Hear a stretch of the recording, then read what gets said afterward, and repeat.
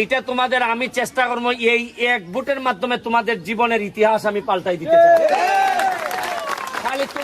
খালি তোমরা না শ্রীমঙ্গল মৌলভীবাজারের যারা চা শ্রমিক ভাই বোনেরা আছে এরাও কিন্তু ভিডিও দেখতেছে।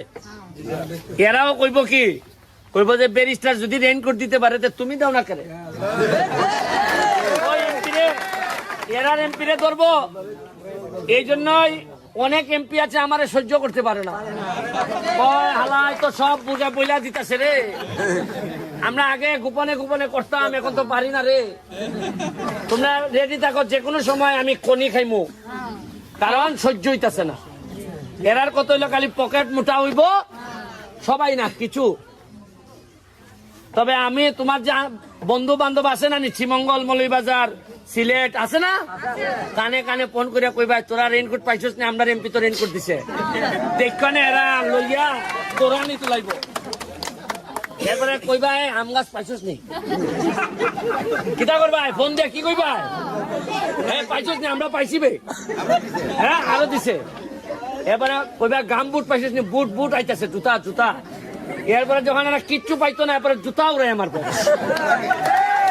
এদেরকে বলতে চাই দেখা যাও জানো যে কি করে আর তোমরা কি করছো।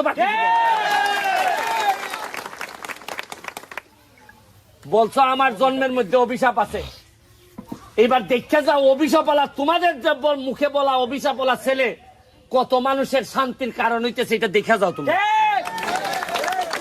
নিজের টাকা খরচ করে কিনছি, সরকারি ভাবেও বরাদ্দ করার চেষ্টা করতেছি, আশা করি আগামী মাসে পাইয়ে যাবো। আরো সরকারি ভাবেও রেইনকোট কইছি যে আমি যতদিন এমপি আছি আমি কথা দিছি যে আমার চা বাগানের 24টা চা বাগানের কোন মহিলা যারা বাইরে গিয়ে চা পাতার কাটে তুলে তাদের একজনও এই রেইনকোটের বাইরে থাকবে না। আমার এলাকার চা বাগানের আগামী 5 বছর পরে আমি এমপি থেকে চলে যাওয়ার সময় আমি দেখে যাইতে চাই আমার চা বাগানের প্রতিটা মহিলা শ্রমিক তাদের চেহারা দেখলেই বোঝা যাবে যে না কিছু যত্ন আত্মি হয়েছে এদের উপর। যত্ন হয় কিনা গাছের অবস্থা দেখলে বোঝা যায় না, মানুষের চেহারা দেখলে বোঝা যায় যে যত্ন হইতাছে কিনা। আমার যেভাবে আমি পাইছিলাম আমার চা বাগানের মহিলাদের 4.5 বছর পরে আমি রাইখা যাইতে চাই, এদের চেহারা দেখলেই যেন বোঝা যায় যে না এই গাছেরও কিছু চর্চা হয়েছে, এই কারণে এরা মাশাআল্লাহ এখন একটু ভালো অবস্থায় আছে। তোমরা বলছিলা রেইনকোটের জন্য, আমি অলরেডি 1000 রেইনকোট নিয়ে আইছি। বৃষ্টির সময় আমার ভিডিও পাঠাইছে, পরশুদিন দেখলাম এই চা পাতা এখান থেকে দিতেছে আর জোরই বৃষ্টি হইতেছে। কেউ কেউ দেখলাম পলিথিন লাগাই হাঁটতেছে।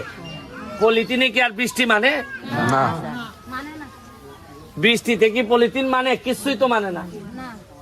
কিন্তু আমার কত হইলো মাত্র 6 লাখ টাকা খরচ করছি, 1000 আনছি। কত আনছি? 1000 আনছি। একটু পরে যাই মোট দেওয়ন্দি বাগানে দিতে। 50 বছরে কি কারো এই কথা মনে হইলো না যে এই বইনটা আমার, এই মাটা আমার, এইরকম বৃষ্টিতে কাজ করে এদেরকে একটা রেইনকোট দেই?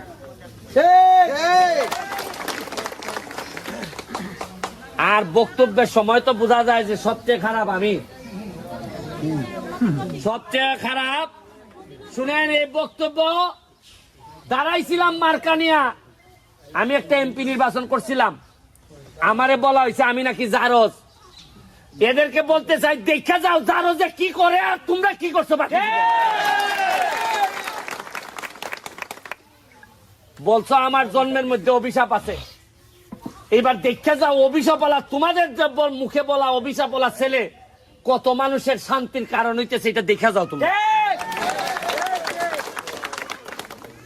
চা বাগানের লোকরা নেতৃত্ব দিবে একদিন, আমার বাচ্চার কাছে না, আমার ছেলের কাছে না, চা বাগানের বাচ্চাদের কাছে আমি ক্ষমতা দিয়ে যাইতে চাই। মৃত্যুর আগে দেখে যেতে চাই চা বাগানের লোকরা নেতৃত্ব দিবে, এটা আমার একটা স্বপ্ন। যোগ্যতার ভিত্তিতে নেতৃত্ব দিবে। আর না বহুত হয়েছে, শুধু মহিলা ভাইস চেয়ারম্যান আপনাদের চা বাগান থেকে হয়েছে, হয়েছে না? আমি চেষ্টা করে যাব আপনাদের ভাগ্য বদলের জন্য। আপনারা শুধু আমার জন্য আশীর্বাদ রাখবেন।